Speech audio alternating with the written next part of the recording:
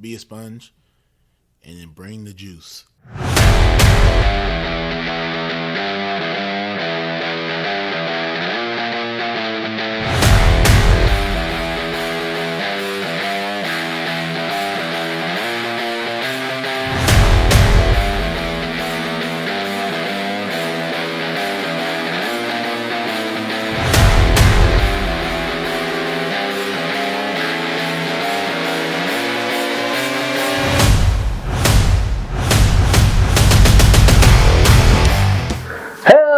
Welcome back to the Edge of Greatness, World of Greatness moment. This is a special moment for me. One, because it's the first in-person conversation that we're going to have for the Edge of Greatness. And two, my good friend Jason Dutton is here today to talk about his journey to publishing his book, How to Dance. I'm so excited to have you here. Oh, it's such a pleasure. Thank you so much for joining me. It's great to see you, buddy. Yeah, it's been a while. It has been a while. It's been a little too long. Last week I talked about your journey to this moment. Okay. What I want you to do is, real quick, talk about some of the extreme highs and extreme lows that you've experienced over the last 7 years getting to this moment here today. Yeah, well, I got the idea for the book in May of 2016. I took 2 weeks to sort of prep, and then I started writing. That was the initial high, was just realizing how much I enjoyed the process. Hadn't really done a novel in a while. I have an education in writing, but I hadn't sat out on something like that with as much motivation or purpose. So that was the initial high. And then about a year later, I had it ready to send out to agents. The idea being you get an agent, who then gets you an editor who works for a publishing house. You publish the book, because I wanted to do it that way and not self-publishing. The low probably was finding out how much I didn't know about finding an agent, all that stuff. And that's a whole process of sending out letters and getting back rejections. And that happened for I think over 100 rejections in about 2.5 years. And then I rewrote the book, which was kind of another high because I was back in the writing part of it, and then sent out rejections. And then, by the way, COVID hit during that time. So it took me 3 times the amount of time it took for the first draft. Also, there was a bad breakup in there too, so that was a low. But then finding representation took less time the second time because I went back to agents that had been interested and found my agent. So that was a high, because it's amazing to work on a team for something like that after so long doing it on your own.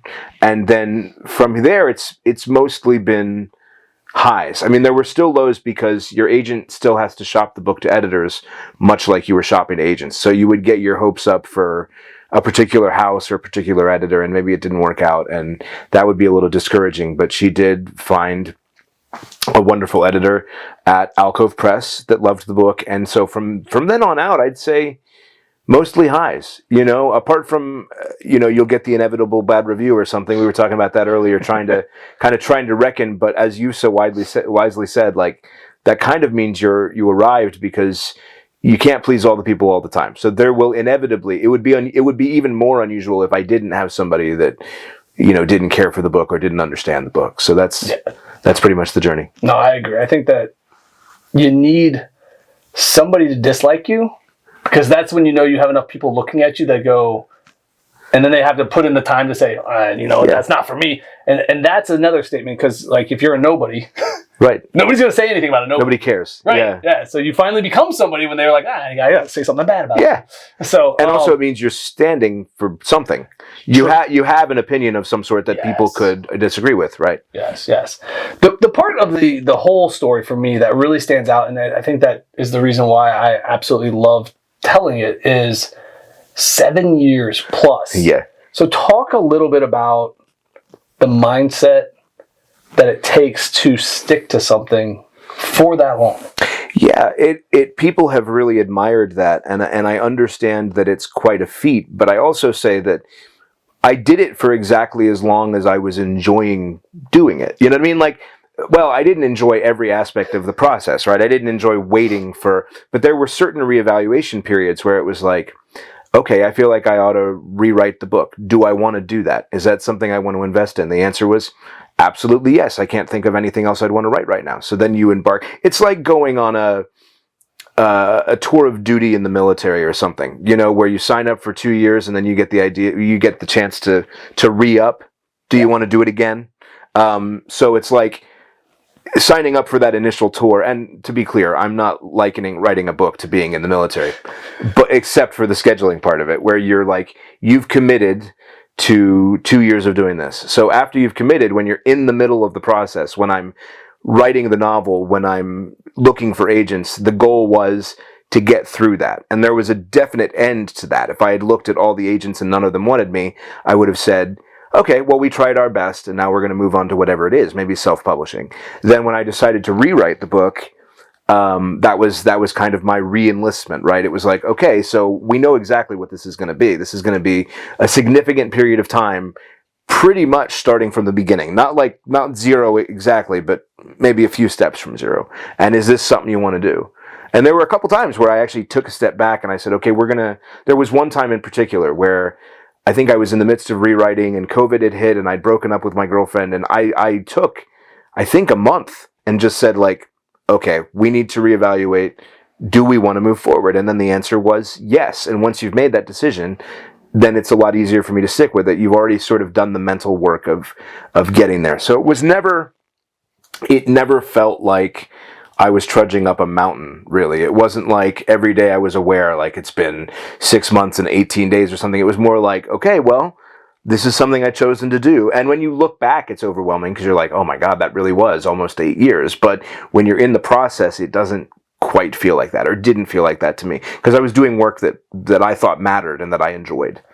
Speaking of work that matters, yeah. I think a big part of that is attaching it to a purpose. Yeah. And we've talked before about the reason for writing this particular story. Yes. But I'd like for you to share with my audience who has not heard this, because I think that's a valuable part of what gave you the drive to stay resilient, to continue to show up in the discipline, because you had that overarching purpose behind the story itself. So tell me a little bit about what led to How to Dance and writing this particular story. Okay, so in 2016, I came across a movie preview.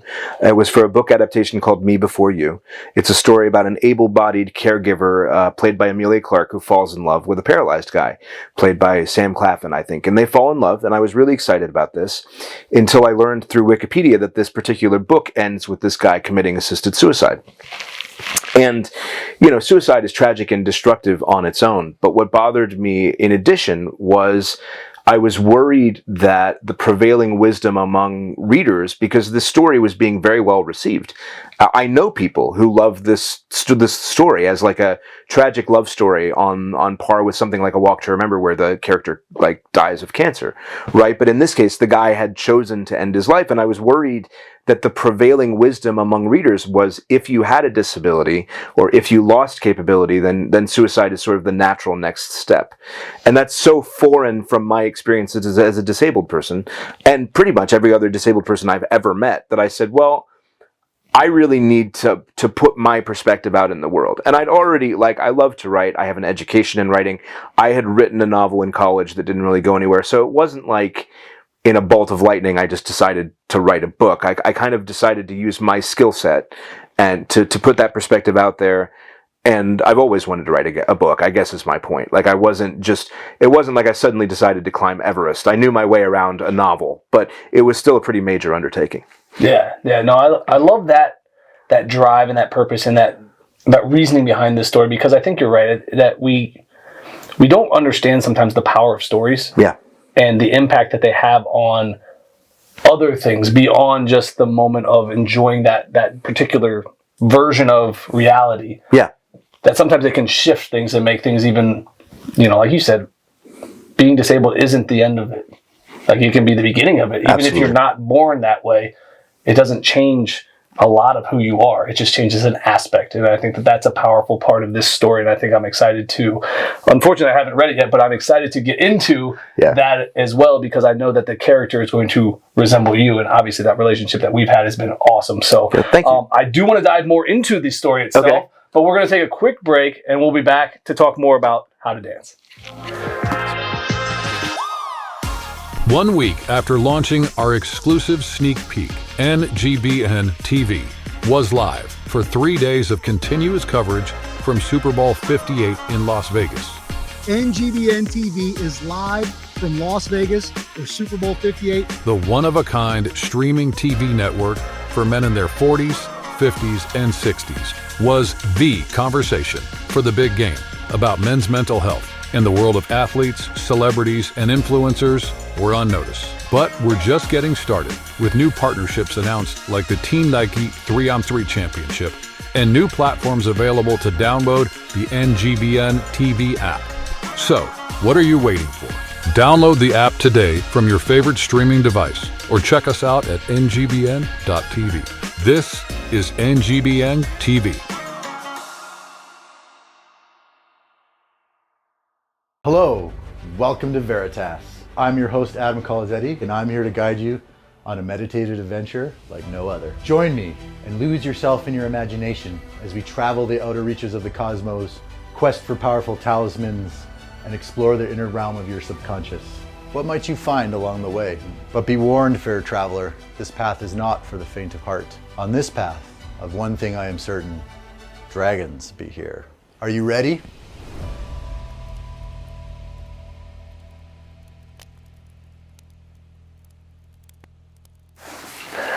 Hello and welcome back to The Edge of Greatness. I'm here with Jason Dutton, author of How to Dance, and I'm excited to continue this conversation. And where I want to go now is, what's the one thing you're hoping readers take away from this story when they finish?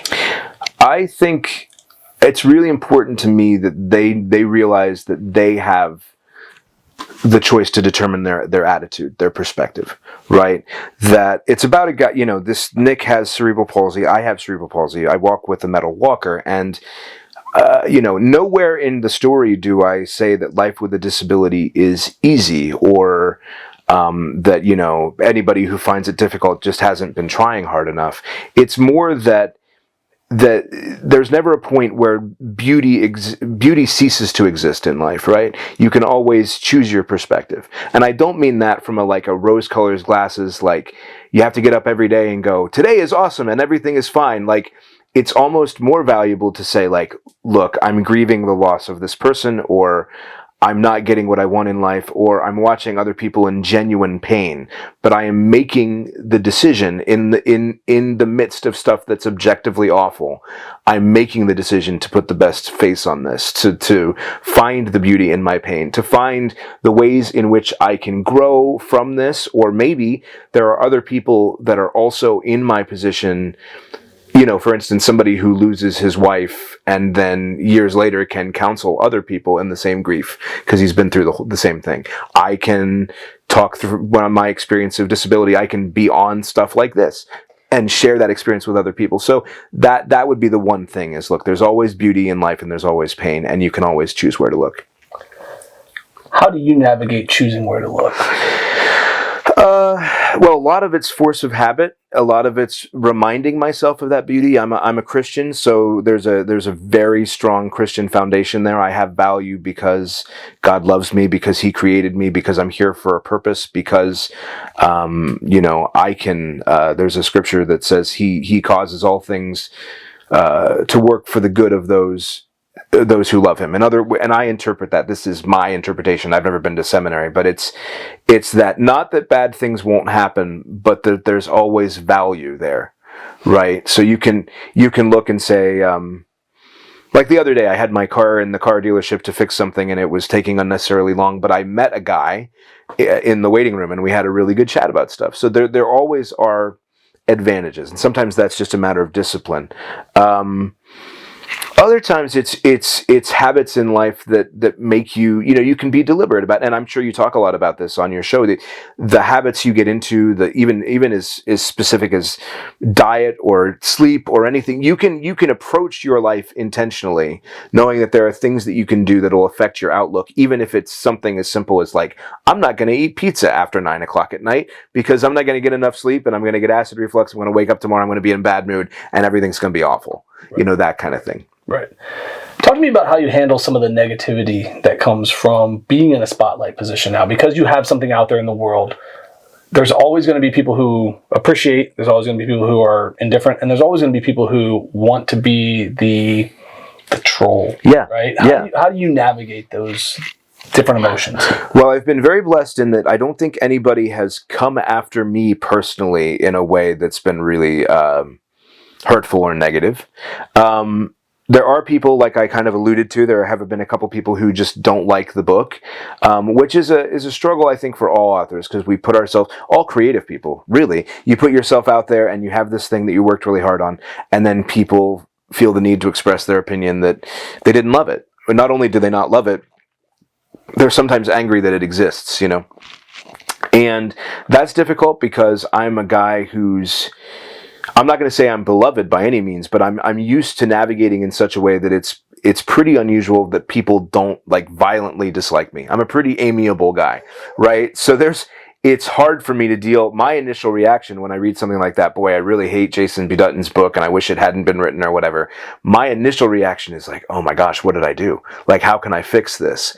Right? Because I don't want them to be unhappy. I think the onus is on me to fix it. And the more you sit with it, you go, okay, so they didn't like the book. What would I have done? What should I have done differently? Like, you look at your work and you say, well, I wrote the best book I could. My agent liked the book and she helped me revise it. My editor liked the book. I've got, you know, X amount of reviews of people that really liked the book. So you can look at negativity and go, how does this indicate change? Like, if I had released the book and immediately gotten like 75 bad reviews that said something like, Jason Dutton's putting something really harmful out there in the world, then that may have been, especially if that feedback is coming from like trusted friends like yourself, right? Then I would have to take that and evaluate, like, is this a signal for change? But if you keep in mind that there will always be people that don't like what you do because you're standing for something or for whatever reason, then you kind of take it with a grain of salt. You go, okay, that's going to happen. I'm going to evaluate it. Do I need to change my behavior as a result of her or his review, right? And typically the answer is no. And even if the answer was yes, the book is out. Like, I can't rewrite the book. I can maybe apologize if I thought it was worth it, but first of all, you have to be really honest with yourself about, are you doing this so that people won't hate you, or do you have actually something that you feel like you ought to apologize for?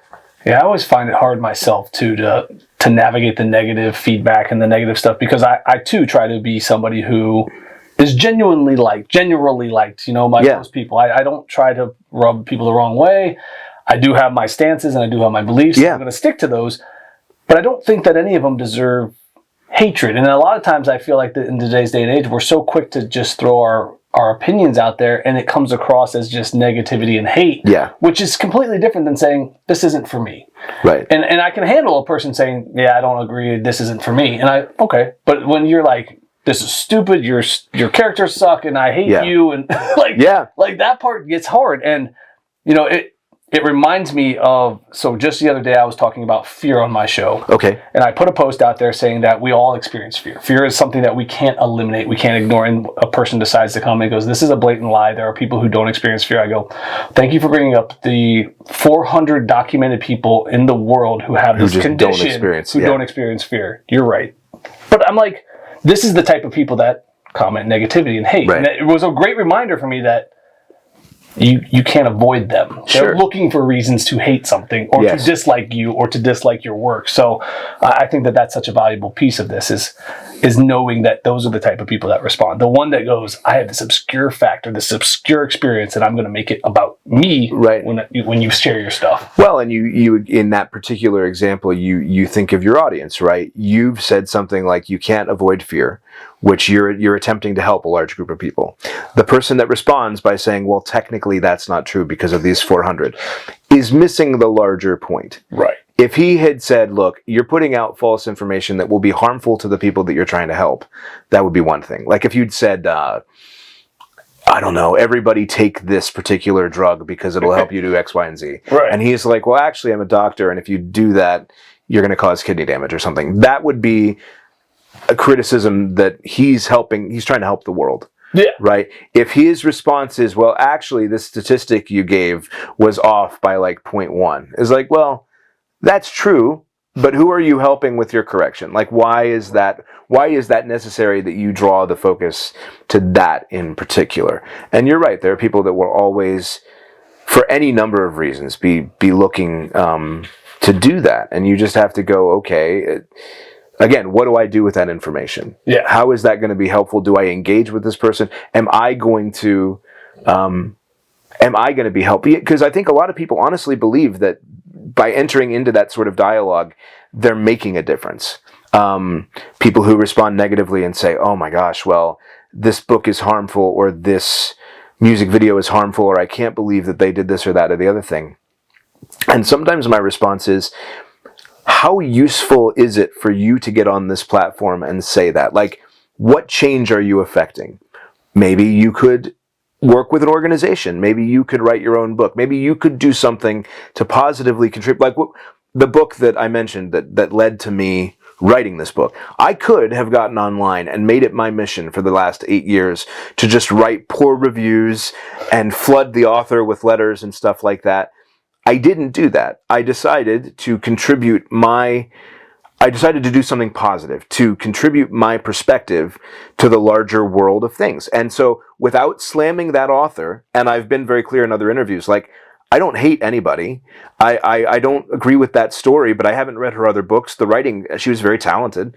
So I didn't set out to destroy anybody. I contributed my own perspective. And I think too many people think, well, what I need to do to make the world a better place is I need to get online and I need to call these people just horrible names, because as long as people know how horrible they are and we just destroy them, then we'll be fine. And negativity, I mean, I can't think of a situation off the top of my head where negativity fed into a situation has a positive result. No, I totally agree.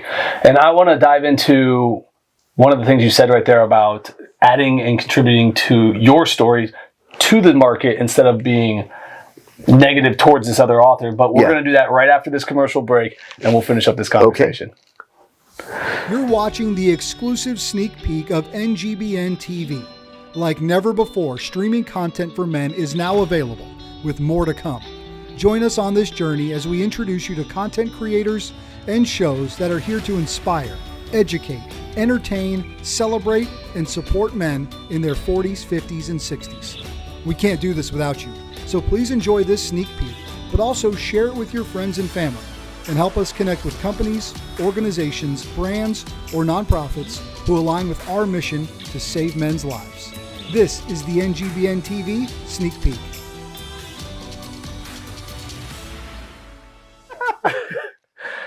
Hello and welcome back to The Edge of Greatness. I'm joined by Jason Dutton, author of How to Dance. And as we wind down today's conversation, I have a really important question I want to ask you. And it has to do with the fact that when I think of romance novels, I think of female characters, I think of female audience, I think of female readers. And as a male author of a romance novel, how do we bring this romance culture novel idea to the male audience? Yeah, it's tricky. I struggled with it for a little while because I got the idea to write How to Dance, and I said I want to write a love story. I'd never read any romance novels because I think I had a lot of the presuppositions that you and probably a lot of other people have, which is you hear the words romance novel and you think of like the paperbacks you see in Walmart or Target with the flowing writing on it and like the sunset and the guy with the long hair and the shirt that's open and so that's one type of romance, but romance is a very large genre. You're right that it is written, you said you think of women, I think, and it is written predominantly for women by women. But I think we all love stories.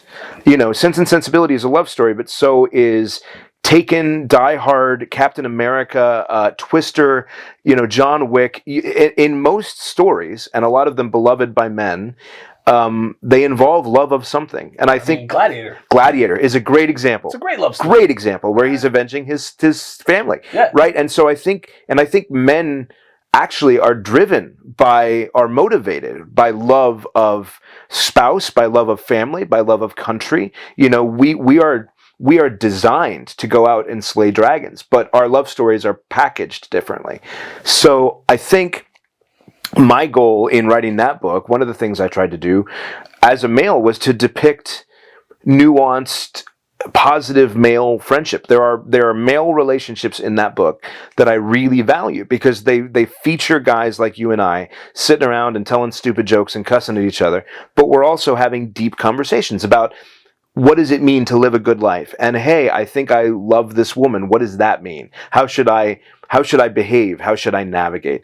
And too often, I think in romance novels, because they're written by women, for women, and through no fault of women, it'd be like the same if I tried to write, if I wrote an entire book that was centered around a female friendship, I would need some help. Because, I'm not a woman and I'm not in that really. So you'd need some context. And so often books written by women for women, the men can seem a little underdrawn based on women's experience. So the guys sit around and cuss at each other, and occasionally they'll have a glimmer of emotional intelligence. But most of the time it's just like, oh, I think I might, I don't know, I caught some feelings, and like that's not there are people out there like that, but that's not my experience with the good men of character integrity that I have conversations with. So no, I think that's a valuable point, and I think that's important to understand that men can have emotional intelligence. Men can be people of feeling, right? But they can also be masculine in that feeling, and it doesn't have to be this like succumbing to being a feminine man. Right. You can still be a man in love. Yes. Those two things can go together, and I think that's a valuable piece of writing that we need, because I think we need more men. I think we need more strong men. Something to aspire to. Something to aspire to. And being a strong man isn't a bad thing.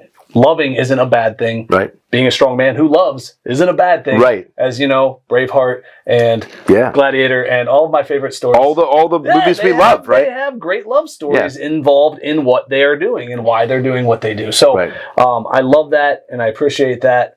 And what I want to do now is two things. One, what's next for you? And two, where can my viewers find you, connect with you, get your book, and do all that? Well, what's next for me? I intend to keep writing. I have some ideas for novels in the pipeline, at least one of which is related to characters that are in that book. The thing about that is I'm not under contract for anything. So I gotta, we gotta figure out what I'm gonna be writing and who's gonna pay me for it and what all that stuff. But either way, there's gonna be more novels in the future. People can find me. My website is www.jasonbdutton.com. Just my name without any spaces. And as far as where you can get my book, and I can't be any clearer about this because people wonder about it all the time. Book is out. The book is out everywhere. So you can, if it's not in a bookstore that is near you, you can actually ask the bookseller to order it. Like, you can get it anywhere. You can get it on a lot of people get it on Amazon, Barnes & Noble, your normal online retailers. But if you have a neighborhood bookstore and you walk in and How to Dance isn't on the shelf, you should be able to go to the guy at the counter and say, hey, can you order a copy of this for me? It's out on paperback, it's out in ebook, and it's out in audiobook. So I would love nothing more than for you to read it, for you to share it, for you to find me online, and let me know what you think about it. I'm on Instagram and Facebook primarily, so I think those are on my website. But my Instagram, I'm pretty sure, is jason.b.dutton. Awesome. So how does it feel to say that it is everywhere? You can literally it's find beautiful. it. Or if they don't have it, they can get it. It's beautiful. Well, it's beautiful for a couple of reasons. First, it's a physical representation of all this work. Yes. But I think in this climate where it's mercifully so easy, if you want to get a book in the hands of somebody, it's pretty easy to do, right? Yeah. You can go through Amazon and a number of wonderful vendors. But that leads to the question, because a lot of books aren't available everywhere. Some of them is like, I published a book through this particular website, and if you want to get it, you got to go to this particular place. But this book, which is why people are asking, because, they want to know where to find it. But it's beautiful to be able to say, look, it's just like every other book. It's out there. Just like, it's not the same, it's not Stephen King's, The Shining or whatever, but just like Stephen King's The Shining, it's available in bookstores, which is amazing. Like, that's something I've been working at my whole life. So no, I love it. Well, thank you so much for taking time to join me today. It's been a pleasure to catch back up. Absolutely. I love the fact that we got to do this in person. Oh, so exciting. So much better. Guys, you can find me on all my social platforms. I'll make sure I put that up here in the right there. So go ahead and take a peek up there. All my socials, Twitter, Instagram, LinkedIn, and then the website, theedgeofgreatnessproject.com. Connect with me there. Until next week, guys, keep reaching for the stars. Fall flat on your face, but remember, whenever we fall, always get up.